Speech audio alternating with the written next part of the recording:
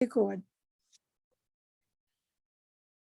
Hi, good evening. This is Dee with Unplug Ministries. I'm so glad that you've here to come and hear some stories. Tonight we're gonna hear Jason. We just heard him and speak about meditation and how much it helps us. Now Jason's gonna share with us his personal story and why he's a coach and why he helps people through their trauma.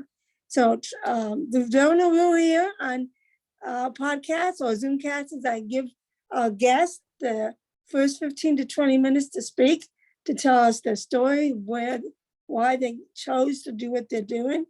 And the last 15 minutes, we'll do discussions or questions and answers, and hopefully we'll learn something new to help our growing experience. So Jason, thank you for coming, and tell us about you and your family. If you, well, you don't have to share about your family, but why you do what you do and how you feel that you can help us through our trauma. I know I've gone through a lot of trauma in my own life. The most recent is when my son died in my arms. The first part of it, watching them do CPR on him. And they kept saying, you need to leave, you need to leave. And I kept saying, no, no, no. And I just remember hanging onto his toes while they were doing the CPR. And it affected, there was a trauma that, so I hope you understand this or explain this. To me, that was a trauma or PTSD. So doesn't PTSD usually come as a result of a trauma? The floor is yours. Yeah. Well, first of all, thank you for having me on. I appreciate you giving me this platform and your time. I'm not tremendously sure about our internet connection, so if I have to repeat anything, please stop me and I'll be happy to. First and foremost, I just want to say I'm very sorry for your loss. You know, we have words for people that lose their parents. We have words for people that lose their spouse. We have words for people that lose loved ones, but there really is no term for a parent who loses a child. That's the unthinkable, the unheard of. It's beyond devastating. And my heart truly goes out to you, truly goes out to you. Thank you. And but it's certainly I don't speak from a place of experience because there's no substitute. Yeah. You know, I don't speak from a place of experience because there's no substitute for experience, but I certainly can relate to grief and trauma and betrayal trauma, which is what I specialize in particularly. PTSD, post-traumatic stress disorder, certainly can be come from trauma. It depends on many factors, you know, none of which I need to get into right now, but certainly it can and often does. So I instead of, you know, spending a lot of time on my personal story, I think people are more interested in tips and techniques on how to move forward from trauma or betrayal trauma. So certainly I can give some of my background about, you know, when I was 6 years old, 6 or 7, we had our house burned down. And when I say burned down, I mean we left our house as it was. And when we came back 2 days later from being out of town, the only thing in our driveway was our chimney. So everything was lost in that house, from family heirlooms to first haircuts to toys and clothes and you name it. So to this day, and you know, now it's 40 years later, if I smell a fire, I could easily go back to that 7-year-old boy that I was, standing, smelling the flames in the timber of the residual fire of our house.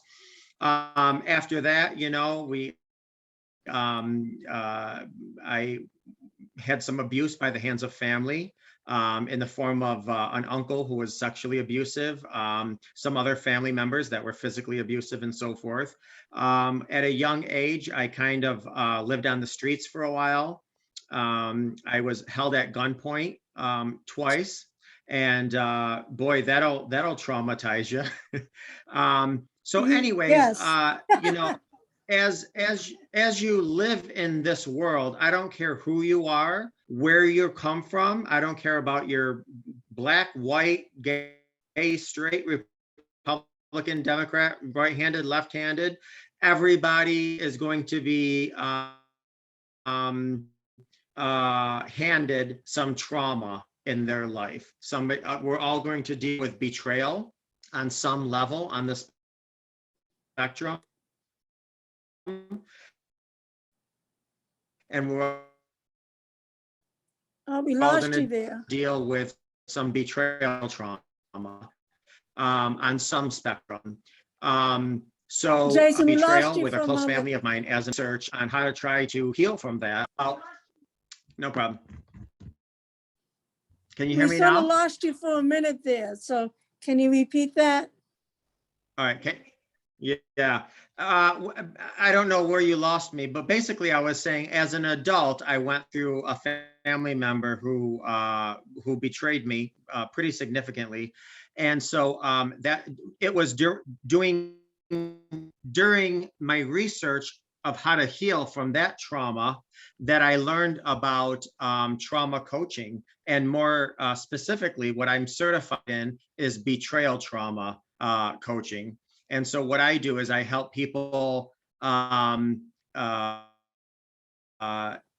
hold a space for people to help them heal through their betrayal trauma. And betrayal can come in any form. Betrayal can come in the form from your parents. Betrayal can come from your boss, your coworkers, certainly a spouse, a significant other, your kids, even yourself. You know, I hear a lot of times, and I meditated and I prayed and I ate right and I did all the right things, and I still was diagnosed with breast cancer. And people can feel like a self-betrayment, a betrayal from there. So, you know, betrayal trauma hits us all on various degrees and spectrums. And what I try to do is, you know, use some of the lessons to help people decrease the suffering that they give themselves from the pain that other people cause them. And I'll give you a quick example. If somebody calls you a name, that could be hurtful. You were called a name, and certainly that can hurt us. But what you decide to do with that pain oftentimes is your responsibility. If you decide to sit and suffer, then that's your responsibility. And what I want to do is help others decrease the suffering they give themselves from the pain that other people have caused them. Hopefully you heard all that. Yes. Yes, we did.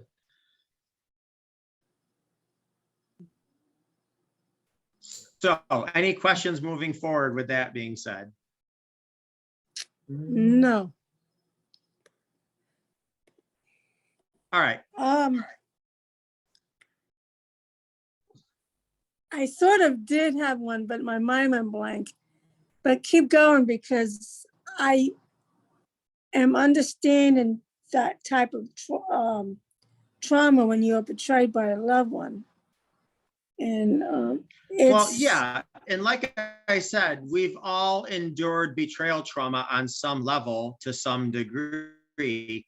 It doesn't matter if we were in our teen years and we were dating somebody who said, "I'm sorry, you're just not my type." That can affect us and almost, you know, traumatize us to a degree similar to, you know, when we're older, we lose a significant loved one, or, you know, we find out that our spouse has a secret life that they were living behind our back, or we find out, you know, when our parents die at the age of 60 that we were adopted, and they know our kid has been going in our bedroom and stealing money to pay for their drug habit. I mean, we're all going to experience some type of trauma or betrayal trauma in our life. And you know, what's important is learning how to deal with that negative fireball that sits within us, because really that's one of the examples that I use for trauma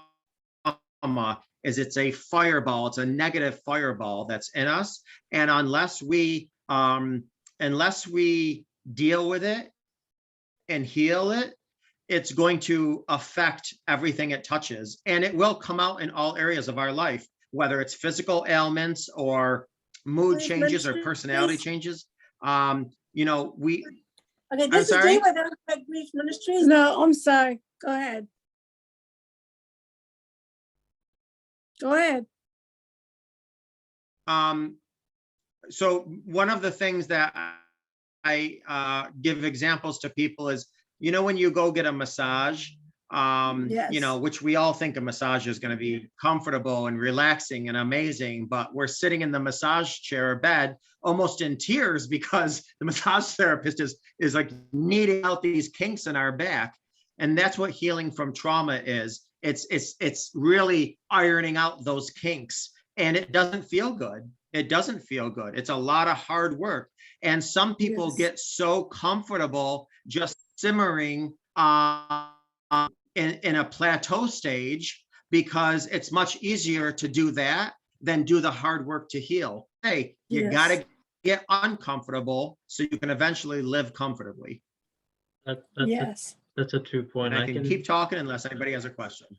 So that I can totally relate to that in terms of how you meant like the trauma, the betrayal, it all relate when you said that you can either suffer through it or you cannot, it's up to you. It's very similar to what the law of attraction has to go towards. It's kind of like what you decide to do, whether it's I can't do this or I can do it, that's how it's going to approach. That's how the universe is going to approach you. So it's kind of like a similar take from what I've from the universe of meditation that I've understood. I can see the patterns. I can see the puzzle connecting each other in terms of healing out of betrayal and trauma. So, yep. And oh yeah, most certainly. No. I appreciate your input, and I want your input. You know, I will say one of the things. I mean, certainly our mind. I'm sorry, Dee. Well, because he said that, and from what you were just saying also, that is also considered grief. And because it's like betrayal in a way is almost like a broken relationship. And when you have a broken relationship, that's also considered grief. So in a sense, it's like what Himanish is saying, but I understand what you are talking about as being a survivor of that type of trauma. Because if there's anything I mean, losing family members is painful, but when you have somebody you love so much and you trust so much, and then you find out that all this time, this person you trusted so much and loved so much turns around and, in a sense, stabs you in the back, that overwhelming grief, you feel the overwhelming of the grief of that betrayal of trust. In a sense, almost like a loss of a relationship. No? Yes? Oh, most definitely, without question. It's very layered. It's like an onion. There's many layers. You not only question the relationship, but you also question yourself. You know, you question yourself, like, what kind of person am I to make the decision to choose this person who ultimately could do this to me? Am I a bad person for choosing this person who made a bad decision? Is my, for lack of a better term, my picker off? And also then you start questioning yourself. Why did I not see any of this? Am I stupid? Am I dumb? So we play all these mental games. And then you have what I call the Red Riding Hood syndrome, where it's, you know, Red Riding Hood wanted to see her grandmother so desperately. She just so desperately wanted to see her grandmother that when she went into her grandmother's house, instead of running out of the house, she sensed danger, but yet she didn't follow her gut intuition. Instead of running out of the house, because she knew that wasn't her grandmother, but instead she questioned, wait, why do you have sharp teeth? Why are your eyes so big? Because she so desperately wanted the wolf to be her grandmother. Well, what wound up happening is she didn't trust her gut, she didn't trust her intuition, and she wound up getting eaten by the wolf. So what happens is that when we go through a betrayal, we start looking at ourselves. Why was I so blind? Why was I so stupid? Yeah. But really, it's called betrayal blindness. It's because we wanted to believe in something. We wanted to give somebody the benefit of the doubt. But now what's happening is we're questioning our own gut. We're questioning our own instincts. As if you decide to reconcile, now rebuilding that trust with somebody who broke trust, Yes. is a whole nother layer, a whole nother onion to unlayer and start to build again. So certainly, but again, depending on who I'm working with, depending on where on the spectrum they are in their healing journey, one of the things I try and tell people, especially if there's, I'll just take a relationship, an intimate relationship, for example. If one person finds out the other one broke trust and they do want to reconcile, what I find helps tremendously is how they present their case. If they are very blasé, such as, okay, it happened, moving on, I'm not going to do it again, blah, blah, blah, that's a lot different than somebody coming and completely being vulnerable and apologizing and being remorseful, vulnerable, and saying, I'll do whatever it takes, as long as it takes. That does a lot of, it's a completely different healing process.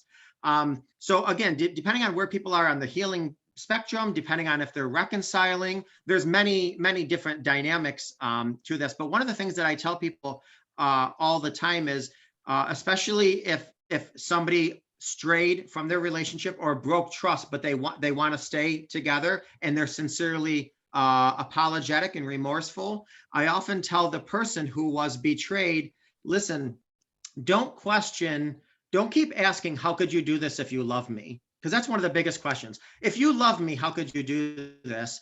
The statement really is, they didn't do this because they didn't love you.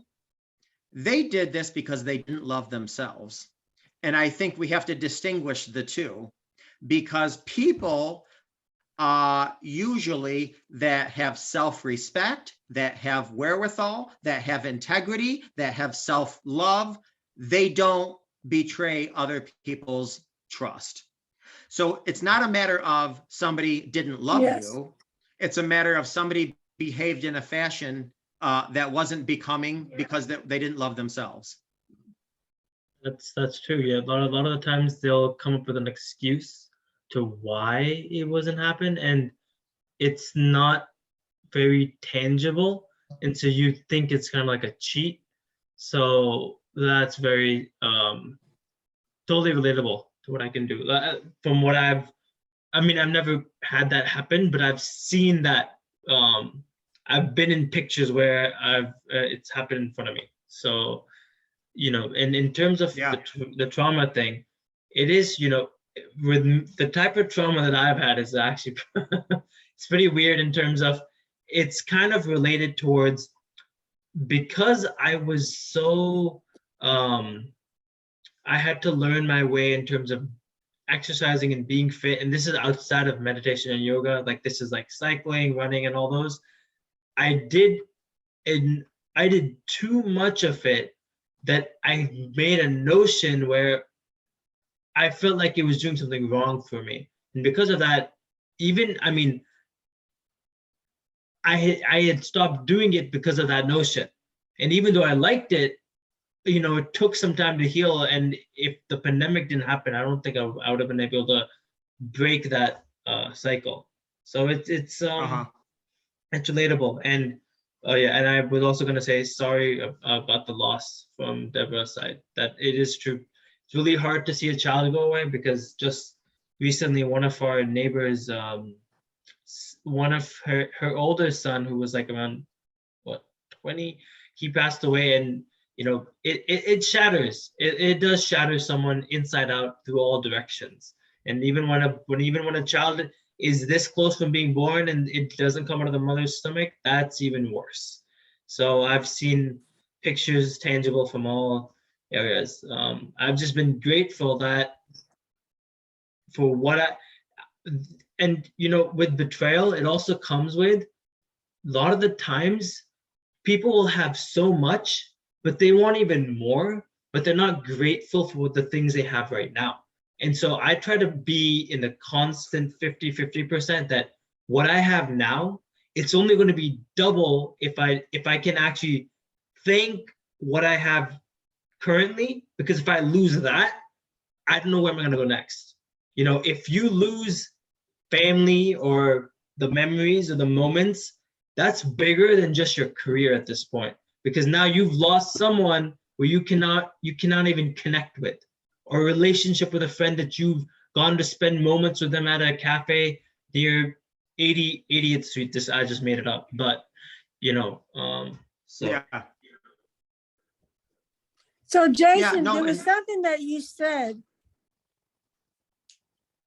There was something that you said that made my thought go, so the damage was already done. So even if they're trying to reconcile and trying to bring the relationship back together, trying to mend the relationship, hopefully through therapy, the damage still has been done. So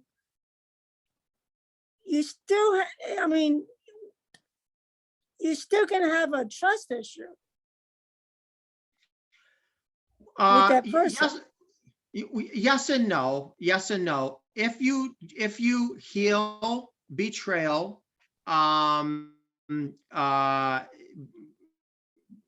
slowly and with commitment and with the proper steps, you could actually have a much better relationship the second time around than the first time around, because the first time around your relationship wasn't betrayal proof. Now it should have been. Certainly we all go into a relationship with unspoken rules that we're monogamous or we're exclusive.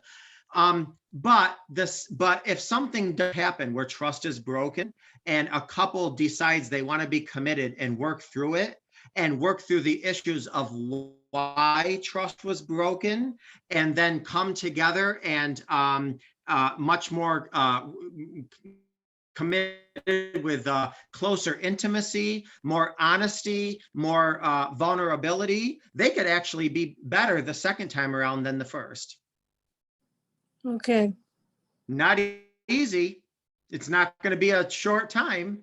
But listen, sometimes a cyclone, these weather things, whatever they are, hurricanes come and take the roof off of houses, and you got to put your roof back on. You got to rebuild. Sometimes, hurricanes come or rains and your basement's flooded, and you got to work to fix your basement. But sometimes, and what's often the case in betrayal, sometimes the whole house is demolished, and there's no such thing as rebuilding that. What you have to do is completely rebuild new. And what you do is you start from scratch, you go back to basics. And if you're going to reconcile, you can rebuild with a rebirth your 2.0 relationship that oftentimes, if you work hard, is better, like I said, than the first time around. And that's Yes. You have to rebuild a lot of the times in life, otherwise it becomes really hard moving forward. You just stick onto the past moments and you don't ever move forward. I've seen that happen continuously with folks when it comes to moving in from their academic career, and then they go into the professional workforce and they miss the days when work wasn't so hard. And so you can create that environment if you just push yourself every 1-2%, but it's not going to happen without any proper form of work. And sometimes stories are what help move it forward. A lot of the times you'll meet someone in an event and you'll be like, You'll and a lot of you'll see someone at the age of 50 where one is really pressed with issues of life that he doesn't see the things he has around him, where someone like at the same age of 50 lost everything but is still smiling on every basis of his moment. And people tend to hear the stories of the one that are more happy because they want to know what is his 1, 2, 3, 4.0 life been, because everyone's gone through it. Everyone has their phases, everyone has their down and up moments, and I mean, you've got to learn how to break the monotony and go. That's what everyone does in the army.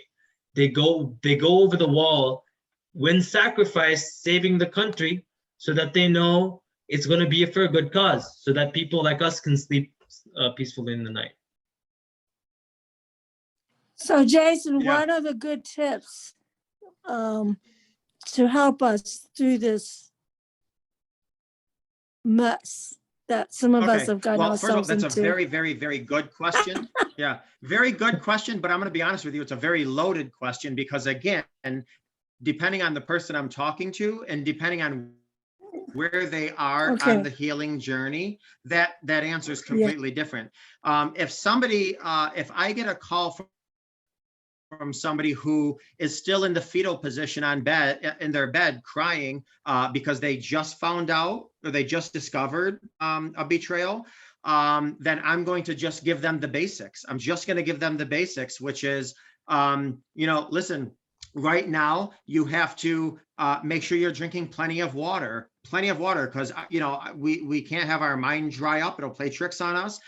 When you cry a lot, you dehydrate. When you're dehydrated, you cannot, your body can't heal or think logically. So I would just go back to the basics.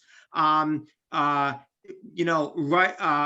you can journal. If you can talk to yourself just to keep yourself grounded. Okay, I can still see the lamp in my bedroom, so that's real. I'm gonna be fine. There's not a ferocious wild tiger in my bedroom. I'm gonna be okay. I don't know what the future holds, but in this exact moment, I'm gonna survive. Because when you discover a betrayal, basically your bottom completely falls out. You're falling into a volcano. That's what you're doing. You're falling into a volcano. So what you have to do is you have to get yourself back centered, and just to the basics. Okay, I can feel my hands. I'm gonna breathe. I'm going to be okay physically. The sun is going to come up tomorrow. I mean, you're talking to yourself in baby terms, but this is what you got to go back to. So again, if somebody's in the very first stage of discovery, that's going to be different from, say, somebody who I'm talking to 4 months down the line. One of the things I would tell somebody 4 months down the line is, one of the things that I would recommend is to write your younger self a letter. So think of a time when you were younger. Where you went through a hardship or you went through something difficult or, something traumatic. And I want you to write your younger self a letter from the person you are today. So you can write, Hemanish or Dee, you can write, okay, I was there when you were 8 and I saw what happened and I saw your cries and I heard your tears or, what have you. And I couldn't do anything for you then, but I'm here for you now. And I will never let that happen to you again. I have your back. I'm going to be your voice if you can't be your voice. And you write yourself a letter. Now, what would be helpful is to write it with your non-dominant hand, just because I don't want to get into the psychology of things, but it kind of takes some of the filters down so you can write, real and raw. Now, the letter isn't for anyone to read. You don't even have to read it yourself. It's just to go from your brain to the paper. But if you decide in a few days, a few weeks, or a few months to read that letter, it's very empowering. So again, depending on the spectrum of where somebody is, those are one of the things I would recommend. I would also recommend what's called a lifeline list. When your brain is hijacked, if you get a trigger, and we often get triggers from trauma, if your brain is hijacked, you're not thinking with that frontal cortex, you're not thinking logically. So what I have people do is write down what's called a lifeline list. So, okay, name 3 restaurants that you can call that will deliver. because there's going to be times where you can't make your kids dinner because you're in a fetal position crying. Your kids need to eat. Let me pick up the phone and call DoorDash or whatever that's called, or the local restaurant that delivers. Name 3 people who you can call that will be your prayer warrior if you need prayer with somebody. Name 3 people that you could call immediately that will come and watch your kids if you need to leave the house, go in your car and scream or punch your steering wheel. Name 3, so it's basically just your lifeline list, because again, when you're in a state of mind where your mind is hijacked or you're triggered, you're not thinking logically. So what you want to do is have this visual of a list to say, oh my God, write down 3 comedies that are going to make you laugh. Because when your mind is hijacked, you can't think, and laughter is certainly one of the best medicines. If you put in a comedy show or something that's funny, makes you laugh, it really helps reposition your perspective and your mood and stuff. So there's many things to do. Another thing too, getting on the spectrum of healing, is start to write down the blessings that came out of betrayal. Now, whoever's listening to this is probably thinking, okay, this guy's crazy, I'm about to stop listening. There's no such thing. But there are. People go into business after betrayal. People write books after betrayal. People help other people after betrayal. People work on themselves, their relationship. I mean, you can become a 2.0 person with a 2.0 life if you focus on the benefits and blessings of your betrayal. That was definitely well said. And when you mentioned the fact that, you write a letter and to yourself, to your personal stuff, and just putting it on a piece of paper, a lot of the times that what I've seen is when they write that piece of paper, some of them might want to keep it, but for some, since it's so bad, they don't want to keep it, that I've recommended to them to just either flush it down the toilet, but if the toilet is not working, go outside and light the paper on fire. Because what that does is, you wrote out all your feelings, it's out. So now you fired it up, it's up in the fog. And now it's up to you if you want to take the decision to create that 2.0 life. Otherwise, you find other ways. And when you mentioned, you find 3 external vendors where you have kids, you get the DoorDash, or for some folks, exercising is a way where they'll go to the gym and they'll just kick it out, and all that will get released.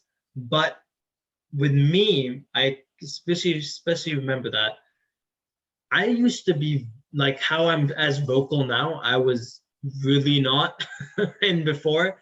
And there were some things I did, and one of the people in the restaurant said that the best way to start a conversation, if you don't know if you're someone that who doesn't talk a lot and is always silent, like the teacher's favorite pet, is to break the ice with the cashier by saying, do you have 100-pound bag of cement? And the reason is so that they will be, no, we don't, if you're at a McDonald's, and that way you can say, I'm just trying to start a conversation, and they can help you. That's how I started. And then there was a classes like winning presentations that helped me go over the talking trauma, and now I healed it. So I used to think that I'm never going to be able to speak like professionally, but a lot of the times you have to push the speed limit and kind of release the knots, because otherwise you're going to be in that pain every day. You're going to be living in that fog.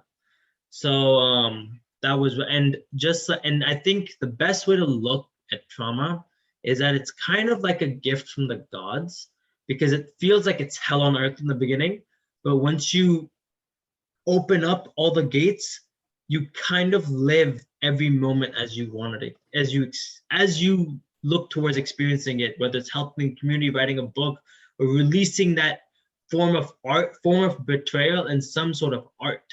Some do really well in technology, some do well in business, design, whatever it is. So that's just something, right? Now that you said that, and I don't know whether you were going to say this or not, Jason, but one of the things that have helped me was affirmations. I tell people all the time that, oh, sorry, I didn't hear you, Dee. Affirmations.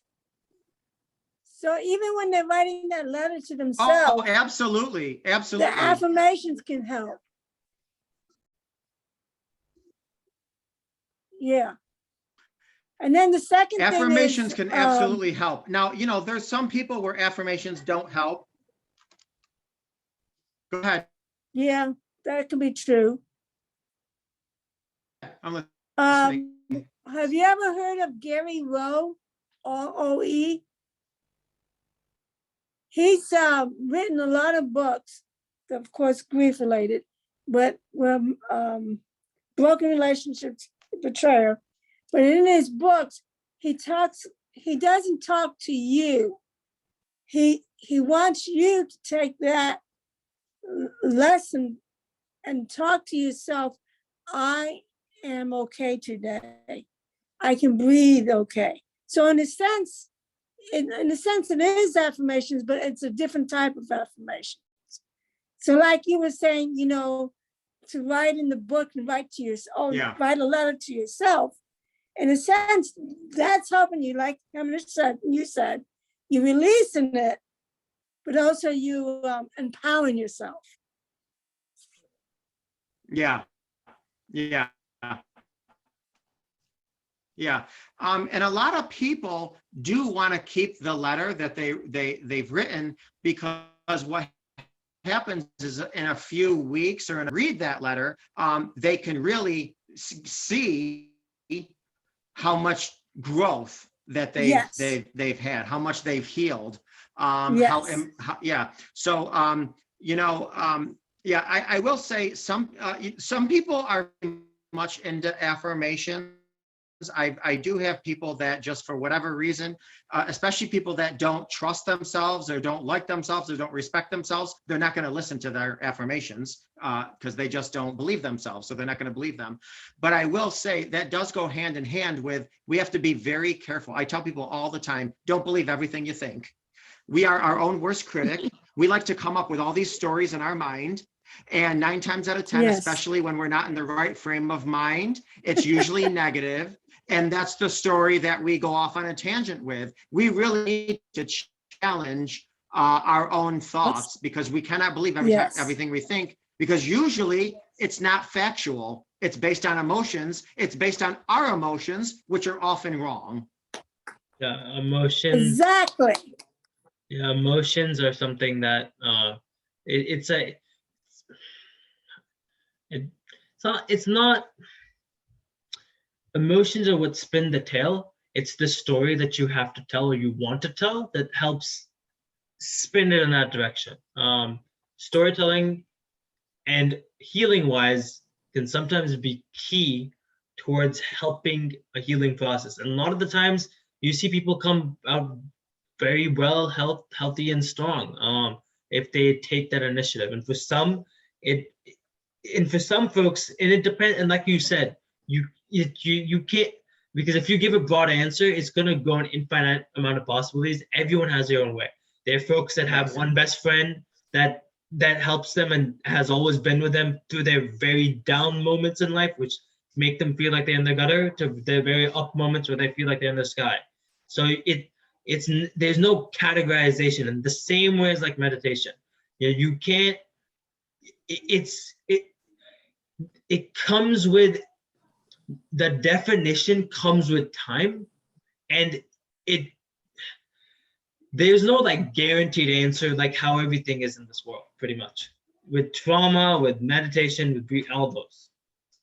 Yeah, absolutely. And you also have to take so many other variations into account. So for instance, I don't know if you guys are familiar with attachment styles, but there's a theory of attachment styles at birth, whether it's secure attachment, fearful avoidant, those things play a role in a part in how we deal with trauma. There's also love languages. I don't know if you're familiar with the 5 love languages. There's a theory out there where everybody speaks a primary love language, whether that's physical touch, words of affirmation, acts of kindness, quality time. And if somebody feels betrayed, and what the person that they trusted the most, if they gave their love language away to somebody else, that's going to affect them on a deeper level than somebody else that had a different love language. So there's just so many layers to healing from this that, I mean, certainly this 45-minute podcast, we're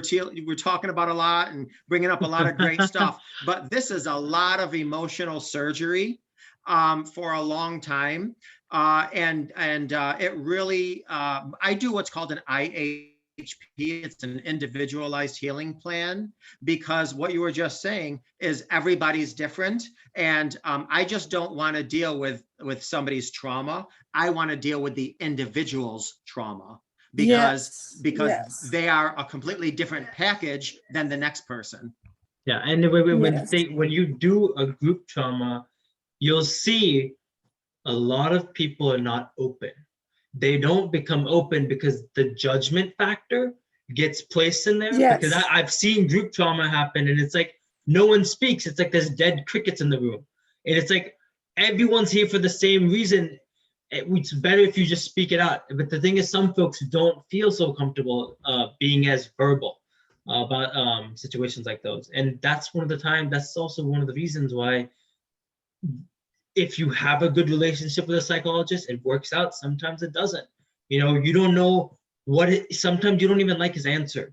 So it's like you don't know what to do from that point on. It's like you're paying him money, but you're not really getting, that's why coaches and psychologists have its own definition and plan. But most certainly. And listen, there's also therapy trauma that unfortunately a lot of people have went through and undergo.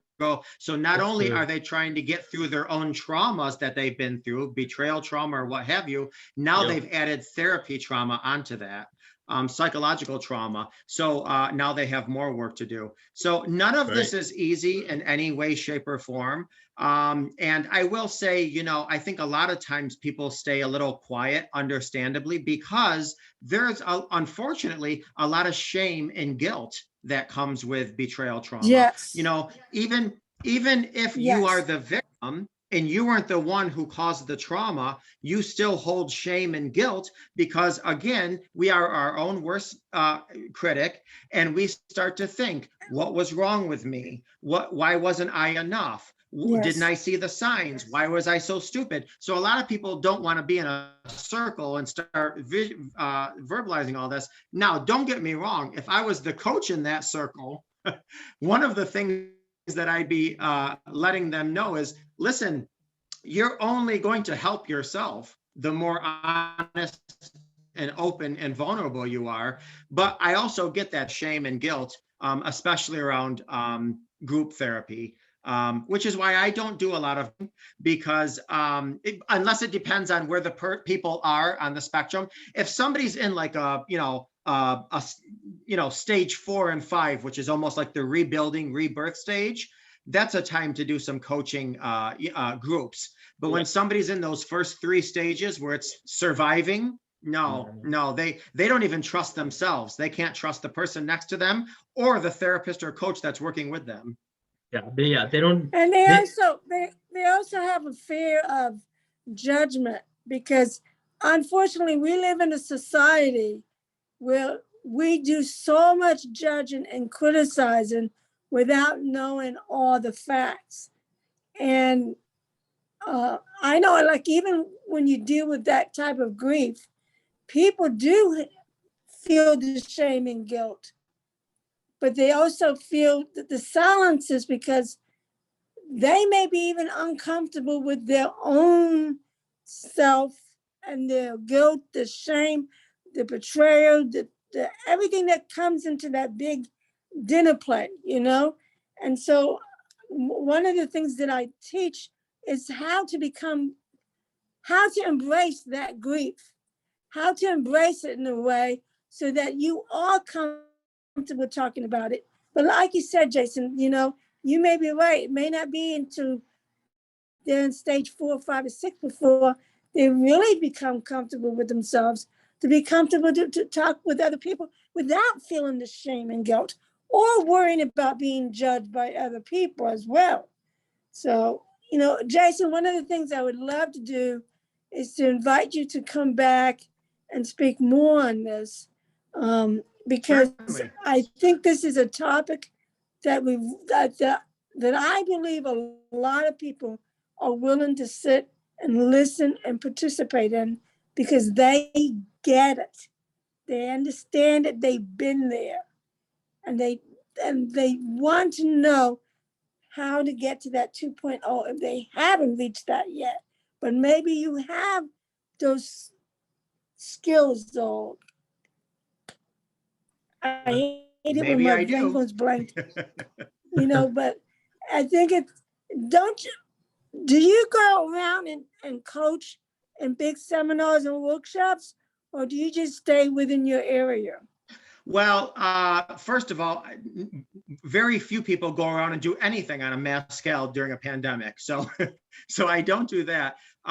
Before the pandemic, certainly I would run small groups, always doing individual coaching. I would go to various schools and talk to the kids, not so much about betrayal trauma, just about, you know, life in general, or self-confidence, self-love, self-respect, because I think we live in a generation where that lacks a lot. And I think, unfortunately, Yes, social media yes. plays a role in that. And with not to get on this big long tangent, but certainly we have to, social media is good, but we have to learn how to make it work for us, not work for it. But yeah, so Yes. usually what I do in my coaching is I do individual sessions, because, there's people, to be honest with you, even if they're in stage 4, 5, 6, whatever, there's people that are still like, you know what, this is my story. This is my personal story. It's nobody's business. Even if I were comfortable sharing it, you have to earn to hear my story. And I'm not going to say it in some random group setting. Yes, So that has to be completely respected as well. Some people will go through the healing process and work hard to heal, but still bring it to their grave because it's personal to them. And again, a lot of this comes back to how we were raised, what kind of family we're in.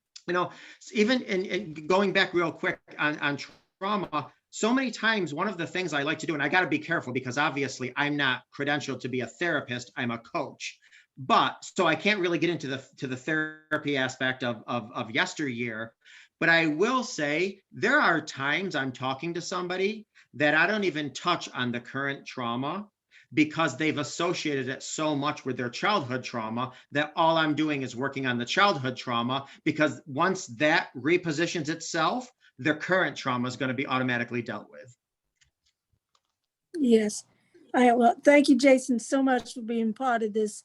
And I really would like to go ahead, maybe not now, but in the email, is reschedule you for maybe after the holidays, because the emotional doctor, he's a friend that I met, Dr. Ed, he talks a lot about the emotions, and here you are, you're skilled in your niche is talking about the betrayal trauma, and Heminish is the meditation. So I want to thank you for being part of us here at Unplug Ministries. I am going to bring Jason back after the holidays and let him go on to part 2 on this, because I think he has a lot to offer and it's a great conversation to have. And although I knew a lot of what you shared, but I also learned a lot from what you just shared. And that's where the blessing is that, learning from each other and growing from it as well. So I thank you so much for both of you for being part of this. And I pray that as you all have some safe holidays, whether it's Thanksgiving, Christmas, New Year's, or whatever comes after that. Because I hear there's a lot of holidays, about 8 of them between now and then. Yes, so or more. Yeah. So I'll invite you to come back maybe in February and March, and let's continue this as part 2, because I really do believe you have a lot to share and to offer us. And I thank you. Looking forward to it. One more thing I wanted to add was that just like how Jason's story was on trauma and mine was on meditation, it worked out in the sense that we were able to trade the practices that we had. And I felt like, Yes. I don't know if you've done this the first time, but this was very well done if it was like an accident, because I like to call these things beautiful accidents, because this accident Yes. kind of, this is going to give your audience a good take on how it's like why is it that someone from the United States or someone from Europe can understand each other's language? Because if there's no sense of judgment against each other, and that's the same thing that they're going to feel in this conversation. And Yes. just how they mentioned, loneliness being part of the world, social media, this will help folks get a good sense of how putting meditation and yoga and not beating yourself down and kind of creating that 2.0 version will help you to survive, from my part and Jason's part that we've had to offer. And if you have, Yes. if you ever decide to call us back in February, March, if you can, I wouldn't mind doing it with all three of us again, or anyone else you'd want to add. Yeah. Yes, Okay. thank you. I'd be looking forward to that call. I appreciate both your times, both your conversations. I really enjoyed myself. Thank you both. Yeah, I Yeah. did too, Jason, and I'm glad that we've met. I think through Podcast Nation, and I'm gonna put it in pencil, and I'll let you know the date in February. Sounds like a plan. Because I really want you to come back, because I really All right. enjoyed this discussion. It's really important to everybody. Yeah. So this is Dee with Unplug with Ministries. We so glad that everybody joined us today, and we hope that you'll come back next week. We have a couple of guests that's coming in next week that's going to be, again, almost similar to this, but let's see what they're going to share with us to help us learn to become better people. And that's what we all want trying to do, is to better our relationships, to better ourselves, and to better our, in a sense, to better our spirituality as well, because that makes a difference even in our relationships. So thank you all for being here, and I hope to see you all next week. Bye-bye.